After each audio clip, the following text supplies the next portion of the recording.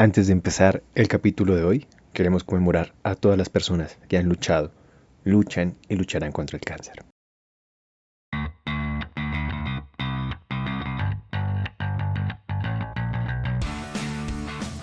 Bienvenidos a Podmédicos, el podcast de medicina para cuidadores de la salud. Nuestro propósito es compartir información actualizada y de la mejor calidad, para que estudies sin la necesidad de leer. Somos Miguel Cañón y Juan Mogollón.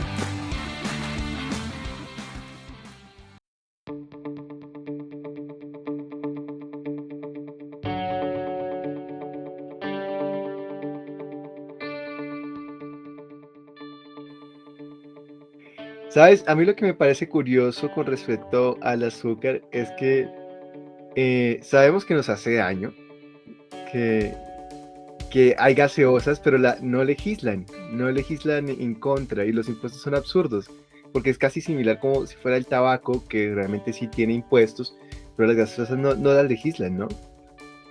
Yo soy fan de la Coca-Cola. Aquí un Coca-Cola lover. Lo sé, es deliciosa, pero es la droga más perjudicial que tenemos Es legalmente. perjudicial, como si se comportara de cierta forma el azúcar como eso, un estimulante. Lo es. ¿Mm? Bueno.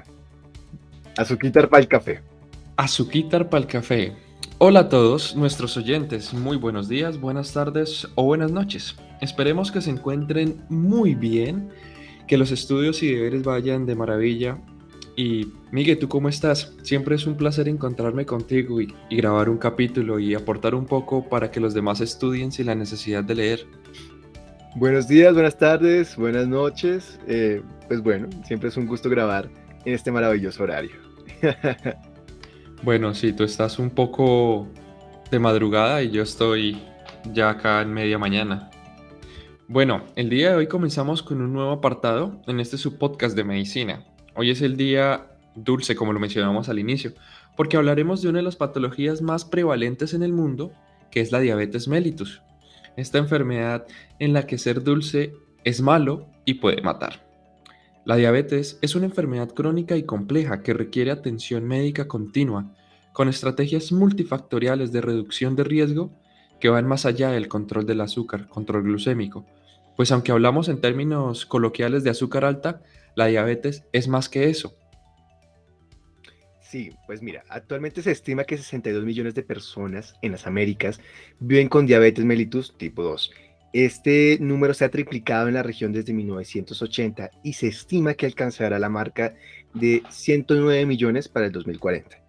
La diabetes se ha convertido en uno de los problemas de salud más importantes y más desafiantes que enfrenta la población humana del mundo actual. El aumento de la prevalencia de la diabetes en la mayoría de las regiones del mundo ha sido paralelo al rápido desarrollo económico, lo que ha llevado a la urbanización y la adopción de hábitos de estilo de vida modernos. Pero bueno, creo que la epidemiología, la que hablan en las clases, en la academia, acá, no queremos que nos agobien tanto, vamos a ir a datos concretos, al meollo del asunto. Es importante resaltar que hay varios tipos de diabetes y hablar un poco de factores de riesgo para que tengan claro a la hora de estudiarla. Por supuesto, la diabetes es un trastorno metabólico complejo, caracterizado por hiperglucemia, una condición fisiológicamente anormal representada por niveles elevados, continuos de glucosa en sangre, resultado de anomalías en la secreción de insulina o en la acción de la insulina o por ambas, y se manifiesta de manera crónica y heterogénea como disfunciones metabólicas de carbohidratos, grasas y proteínas. Miguel, actualmente la diabetes tiene varias clasificaciones según su patogenia, teniendo como exponentes pues la diabetes tipo 1 y la tipo 2. Pero nuestros oyentes deben saber o recordar que también están las clasificaciones de diabetes gestacional, la diabetes tipo MODI, que esta diabetes tipo MODI va de la MODI 1 a la MODI 14 y cada uno tiene ciertos matices. Entre los otros tipos de diabetes, como los farmacológicos. Sin embargo, al día de hoy vamos a iniciar con el apartado de factores de riesgo. Es un capítulo tedioso, pero importante para entender más adelante la fisiopatología. Miguel, Entonces empecemos por favor con los factores de riesgo. Bueno, Juan, normalmente sería como un top de los más comunes, pero la diversidad de factores que pueden contribuir a la carga mórbida de la enfermedad se hace muy diversa. Entonces, hablando de conjuntos de factores de riesgo, dentro de los cuales podemos nombrar los factores clínicos, los factores dietarios, las medicaciones y las exposiciones ambientales, vamos a empezar a desenvolver esto. Perfecto, iniciaremos con los factores de riesgo clínicos para el desarrollo de diabetes mellitus. Y dentro de los factores de riesgo clínicos tenemos los antecedentes familiares. Las personas con antecedentes familiares en cualquier pariente de primer grado tienen un riesgo 2 o 3 veces mayor de desarrollar diabetes. Hay algunos estudios que indican que si tu padre o tu madre tienen diabetes tipo 2, el riesgo puede elevarse hasta 5 a 6 veces. Es probable que el riesgo esté mediado por factores genéticos o antropométricos. La genética de la diabetes tipo 2 se revisa por separado, ya que se han asociado sólidamente más de 500 señales genéticas distintas y hasta 300 descubiertas recientemente. En un metaanálisis multiancestral se han descubierto este tipo de hallazgos. Las referencias las dejamos en la descripción. Por otro lado, tenemos los factores de riesgo étnicos, que se han demostrado que tienen mayor riesgo de desarrollar diabetes. Por ejemplo, las mujeres, los asiáticos americanos, los hispanos, los afroamericanos, en mayor comparación con sus contrapartes blancas. ¿Qué otros factores puedes comentarnos, Juan? Bueno, también dentro de los factores clínicos encontramos la obesidad. El riesgo de intolerancia a la glucosa o diabetes tipo 2 aumenta con el peso corporal.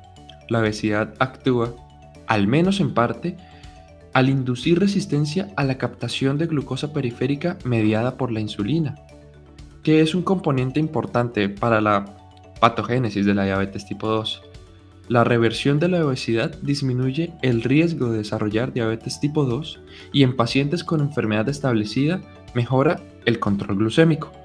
Por eso en las academias escucharán los factores de riesgo modificables. También dentro de los factores clínicos, además de la obesidad, es importante mencionar que la distribución de grasa corporal es otro factor de riesgo, pues el exceso de tejido adiposo central o abdominal, la grasa intraabdominal visceral, en lugar de grasa subcutánea o retroperitoneal, parece tener una importancia primordial en este sentido. Es otro factor predeterminante importante en el riesgo de resistencia a la insulina y diabetes tipo 2. Miguel, ¿con qué Es, continuamos en estos factores clínicos? pues mira, igualmente el peso corporal y el índice de masa corporal en la niñez por encima del promedio. Recordemos que esto se saca según las variables de cada país tiene sus tablas de crecimiento, también se ha asociado a riesgo de diabetes. Merece la pena mencionar que el riesgo se puede anular si hay remisión del sobrepeso o la obesidad antes de la pubertad. Asimismo, dentro de los factores de riesgo están por supuesto los estilos de vida poco saludables. Aunque la resistencia a la insulina y la alteración de la secreción de insulina en la diabetes tipo 2 tiene un importante componente genético, uno sustancial. También pueden verse influenciados, tanto positiva como negativamente, por factores conductuales, como la actividad física, la dieta, el tabaquismo, el consumo de alcohol y la duración del sueño. Ya con la ampliación de los factores clínicos que influyen la historia natural de la enfermedad, habría un agregado con los patrones de alimentación que hace que estos factores que nombramos puedan incrementar su influencia y llevar a un paciente tanto a la resolución de su enfermedad como a su empeoramiento.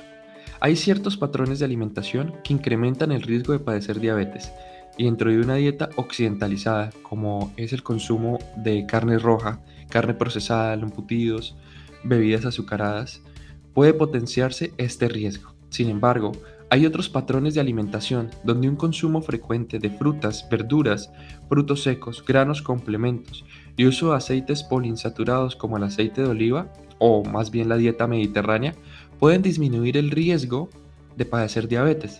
Esto encontrada en varias cohortes dentro del Departamento de Nutrición de la Escuela de Salud Pública de Harvard. De hecho, este tipo de medidas conservadoras tienen más impacto en poblaciones caucásicas gracias al trabajo de Shai y su estudio a 20 años. Es cierto, una dieta con alto consumo de carnes rojas y comidas azucaradas puede aumentar el riesgo relativo hasta 1.9 veces adicionales a los otros factores de riesgo que ya observamos. Por lo que si juntamos un individuo que tiene este tipo de dieta con obesidad, el riesgo relativo se aumenta hasta 11.2 veces. Si Wow. relacionamos, sí, si relacionamos las costumbres alimentarias de los adultos a las costumbres que enseñamos a los infantes, el problema escala a mayor tiempo de exposición. Es como el tabaco, entre más tiempo estés expuesto al factor de riesgo, pues más va a ser el riesgo. Valga la redundancia. Algo muy hablado dentro de nuestras sociedades latinas en la última década son los impuestos a las comidas. Por ejemplo, los impuestos a las bebidas azucaradas, con el fin de no promover el consumo de las mismas, el cual es el principal factor de riesgo para la obesidad en jóvenes. Y así pues, es un tema que ha tomado tintes tanto económicos como políticos. Pero entonces, ¿qué comidas no me llevarían a una diabetes, Juan? Bueno, Miguel, los datos son clarísimos. Lo demuestra la Escuela de Salud Pública de la Universidad de Navarra, donde una dieta alta en ingesta de frutas, verduras, frutos secos, granos completos o integrales y aceites poliinsaturados, aceite de oliva, puede disminuir hasta 4.4 veces solamente el riesgo de desarrollar diabetes. Y hay una comparativa muy interesante que fue realizado el estudio Cardia, Coronary Artery Risk Development in Young Adults Study, y es que los lácteos clasificados como bajos en grasa, low fat, más los lácteos grasos y azúcar añadida disminuyen el riesgo de un síndrome metabólico. Ok, con respecto a los granos completos o integrales, encontramos una relación inversa entre el consumo de estos y la presencia de diabetes. Inclusive se puede detallar cómo el arroz moreno, el arroz integral, tiene ventajas, más no el arroz blanco tiene estas ventajas, que tendría efectos negativos. Con los granos integrales vienen los alimentos ricos en fibra, donde la ingesta de estos, de 2 a 3 días a la semana, pueden mejorar la sensibilidad a insulina, lo que veremos en el próximo capítulo. Por supuesto. Miguel, las frutas aportan muchos beneficios. Sin embargo, los datos son heterogéneos, ya que dependiendo de la individualización de cada paciente, puede ser contraproducente un consumo excesivo de frutas. Sin embargo, se ha demostrado que peras, manzanas verdes, uvas y arándanos tienden por lo general a cambios positivos en el índice glucémico de los pacientes. Por otro lado, es importante hablar de los factores de riesgo ambientales que están relacionados con el desarrollo de diabetes, porque hay profesores que intentan agobiarte en las preguntas y, por ejemplo, preguntar ¿cuál exposición crónica medioambiental puede ser causada de diabetes mellitus? Pero como estás escuchando este podcast, puedes saber que el arsénico inorgánico en el agua potable, también la exposición a bisfenol A, un monómero utilizado para fabricar plásticos de policarbonato duro, y algunas resinas epoxi, también han documentado el riesgo de aumento a la diabetes. Y también se ha documentado que la exposición crónica a plaguicidas, organofosforados y clorados aumenta el riesgo de desarrollo de diabetes. O sea que con este capítulo puedes tener respuestas bien de esas preguntas que los profesores quieren hacerte perder. Pues mira, me surge algo bien curioso y con respecto al bisfenol A. Y es que yo sé que han visto en sus tupper, en sus cajitas de comida de plástico, que viene BPA free, pues ese es el bisfenol. Bueno, Por supuesto. Son datos que son importantes saberlos. por último, que no menos importante, tenemos los fármacos que predisponen a generar diabetes. Un gran número de fármacos pueden alterar la tolerancia a la glucosa o causar diabetes mellitus manifiesta. Actúan disminuyendo la secreción de insulina o aumentando la producción de glucosa hepática o provocando resistencia en la acción de la insulina, como algunas quinolonas que alteran la secreción de insulina, los antirretrovirales inhibidores de la proteasa que incrementan la resistencia a la insulina periférica. ¿Qué otros tenemos, Juan? Bueno, también tenemos los antipsicóticos de primera y segunda generación, los glucocorticoides y los beta bloqueadores. La hormona de crecimiento también puede contribuir al desarrollo de diabetes. pero esto lo pueden encontrar en Instagram en @podmédicos, los medicamentos asociados al desarrollo de diabetes que, conforme salga este capítulo, haremos esta publicación. Claro que sí. Bueno, Miguel, dulces y tediosos capítulos se acercan, pero importantes para la práctica clínica y la academia de nuestros oyentes. Sabemos que es un capítulo tedioso, pero para entrar en el mundo de la diabetes es fundamental y continuar este tema tan maravilloso y tan común. Y como dice Albus Dumbledore, hace falta mucho coraje para enfrentarse a los enemigos, pero mucho más para hacerlo contra los amigos. Y la disciplina y el estudio no son tus enemigos. Bueno, como siempre es un placer estar con ustedes en este pequeño rato. Esperamos que no haya sido tan insufrible el capítulo de hoy. Conciso, corto y claro. En el próximo capítulo tendremos más dulce. Hablaremos de la fisiopatología de la diabetes y por ahora nos despedimos deseándoles éxitos y la mejor energía. Por supuesto, muchas gracias por escucharnos. Síguenos en @podmédicos en Instagram y en nuestro canal de YouTube. Por supuesto, no hace de más que nos regales un like en Spotify y lo compartas con tus amigos. A propósito, quería mencionarles esta otra página que es para información tanto académica como para los pacientes, @MiguelCanonMD. Vale, muchas gracias. Chao, Vale, chao. chao.